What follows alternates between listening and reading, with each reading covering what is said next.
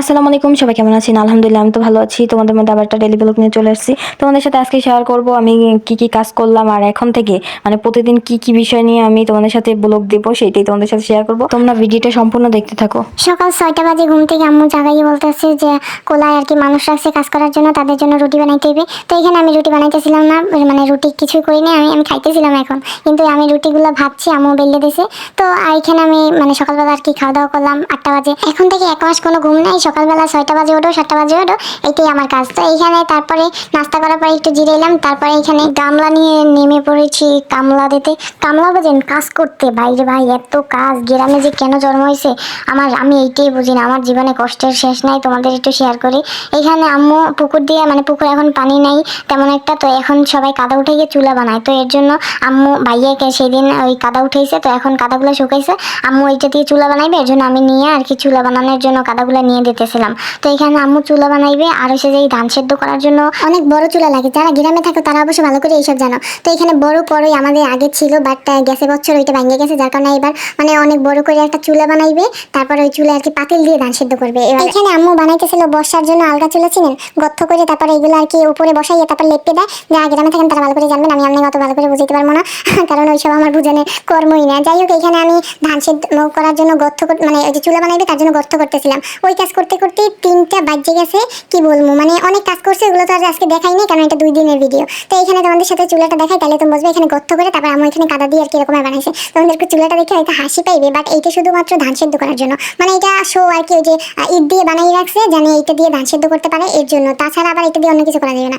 এখানে আমাদের কড়াই ছিল, বাট কড়াইটা আম্মু বলে বলছিলাম যে কড়াই কিনে আনতে, কিন্তু এবার ওদিকে যাওয়াবেন। আম্মু বলতেছে যে এত লার্কি দিয়েই করি, কারণ এবার অনেক যে পরিমাণ রোদ চুলের কাছে থেকেই থাকবে, এর জন্য আর কি এরকমের ভাবে মানে প্ল্যান করছে। এইটা হয়েছে যে বিকেল বেলার, মানে যে এই ভিডিওটা আমি বিকেল বেলা করছি, ওই দিন দুপুরবেলা আর করিনি। তোমাদেরকে আর কি সব বুঝাইতেছিলাম যে তোমরা হয়তো চুলাটা দেখে হাসবা মনু, এরকমের করে আর কি পাতিল বসাইবে, এর জন্য পাতিল বসাই তোমাদের দেখাইলাম। ওই বিকেল পর্যন্ত চুলা পর্যন্তই একদিন গেছে। তো এইটা ছিল পরের দিন দুপুরবেলা আর কি। আব্বু এখানে ধান কাটছে মানুষ নিয়ে। তো তারা ধান কাটার পরে ধান আটা বাইন্দে তারপরে এখানে নিয়ে এসে আমাদের বাসার সামনে। তো এখানে তারপর মেশিন দিয়ে ভাঙাইবে ধান, তারপর ধান সেদ্ধ করবে। তো এখানে যত কাটছে সব এই গাড়িতে করে নিয়ে এসে রাখতেছিল। তো এইটা তোমাদের সাথে শেয়ার করলাম। তারপরে আর কি এখানে তাদের জন্য সবার জন্য রান্না করছে, মানে যাদের কি কাজ করছে আমাদের কোলায়, তো তাদের জন্য আর কি ভাত রান্না করছে। তো এখানে তোমাদের সাথে শেয়ার করি, আমাদের বাসা থেকে আমাগো কোলা, মানে কোলাটা অনেক দূরে, আর ওইখানে ঘের লাগাইছে। ঘের যারা গ্রামে থাকে তারা ঘের চিনবে, যে সবজি টবজি লাগায়। তো ওইখানে 10টা কুমার পায় না আব্বু, মানে জায়গা সব চুরিয়ে যায়, মানে অনেক দূর তো কোলায়, ওই দিকে মানুষ থাকে না, চুরি যার যা মন চায় তখন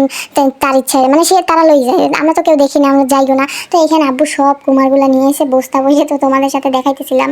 আর এখানে ভাই রে ভাই, কুমারের পুরো বইনে যায়। যাদের যাদের মানে দরকার সবাই আমাদের বাসা চলে আসো, বরিশাল কাশীপুর, তোমরা এসে যত পারো নাও, শুধু এইগুলো না, যত সবজি আছে সব নেও। আর আমার ব্লগ করার জন্য এখন থেকে তোমাদের যদি আমার ব্লগগুলো ভালো লাগে, আমি এখন থেকে প্রচণ্ড পরিমাণ ধান উঠছে, এখন ধানের কাজ নিয়ে এত ব্যস্ত থাকবো, যার কারণে আমার প্রতিদিন ব্লগ শেয়ার করতেই হবে। যার কারণে আমি এই টুকটাক সব আর কি তোমাদের সাথে শেয়ার করি। তোমাদের যদি ইচ্ছা না করে, বিশ্বাস করো, তোমাদের জোর করবো না আমার ভিডিও দেখার জন্য। আর আমার কথা হয়েছে যে আর তোমার যদি ভালো লাগে তাহলে আমার ভিডিও দেখবা, কারণ এতদিন মানে এরপর থেকে আমি যত আর কি ভিডিও ছাড়বো সব ধানের কাজ করি, প্রতিদিন যা করি, কারণ আমি বের হইতে পারবো না। আর তোমাদের যদি পছন্দ না হয় তাহলে দেখো না, আমি 1 মাস তো মনে হয় ধানের কাজে সব লাগবে। তো তোমাদের তারপরে আমি বের হবো, সবসময় আমি ঘুরতে যাবো বরিশাল এখানে, তখন তোমরা লাগলে আমার ভিডিও দেখো। এখন না, যদি যাদের দেখতে মন চায় তারা দেখবা, আর যাদের মন চায় না তাদের জোর করবো না। 10টার মতো নাকি চুরি হয়ে গেছে, আর এখানে আমি গুনতেছিলাম কতগুলা, এখানে 24টা ছিল। আম্মু আবার মানে নিয়ে যাইতেছিল একটা, আমি বলতেছি এখানে রাখো। শোনো, তোমাদের কাছে যদি আমার ভিডিও পছন্দ না হয় তাতে না আমার কি মানে তেমন কিছু না, কারণ আমি কন্টেন্ট মনিটাইজেশন পাইছি, ঠিক আছে, আলহামদুলিল্লাহ। তো এইটা ফেসবুক থেকে আমাদের পাঠায়, কেন পাঠায় জানো? জানো, আমাদের ভিডিওটা ভালো লাগে তাদের কাছে, তারা আমাদের পাঠায়, যেটা তোমাদের পাবলিকরা মানে কেউ আমাকে এই বিষয়ে সাহায্য করতে পারবে না, যার কারণে কন্টেন্ট মনিটাইজেশন ফেসবুক থেকে আমাকে পাঠাইছে। তাই আমার মনে হয় আমি ভিডিও যাই করি সেটা তাদের হয়তো পছন্দ হয় মোটামুটি। তো এইখানে আর কি আমি এর জন্য ভিডিও প্রতিদিন ছাড়তেই হবে, যার কারণে আমি এগুলো ছাড়ি। আর এতদিন পর মানে আমি এখন থেকে ডেইলি আর কি ধানের কাজ করবো, যা করি তারই তোমাদের সাথে শেয়ার করবো, যদি ভালো লাগে তোমরা দেখবা। তো এখানে আঙ্কেলের একটা দিয়ে দিছি, বলি কি এইগুলো নিয়ে খান, তারপর আমাদের জন্য দোয়া করেন যেন আরো বেশি বেশি হয়। তো এইখানে উনি হাঁটতে চলে যেতেছিল। তো এইখানে সবাই মিলে আর কি এগুলা যত যা আছে সব দিয়ে ভাঙিয়ে রাখছে, কারণ সকালবেলা মেশিন আইবে তারপর আর কি ভাঙাইবে। তো এর জন্য আর কি ভুড়িয়ে রাখছে জানি মুরগি টুরগিতে না খাইতে পারে। তো ইনশাল্লাহ কালকে সকালে ভিডিও দেবো কি কি করলাম কালকের, তাও তোমাদের সাথে শেয়ার করবো। তো আজকে থেকে তোমাদের যদি আমি বারবার বলি যদি ভালো লাগে তাহলে দেখবা, নাইলে দেখতে হবে না। সবাই ভালো থাকবা, সুস্থ থাকবা, আমি যা যা করছি তাই তোমাদের সাথে শেয়ার করলাম। তো আল্লাহ হাফিজ।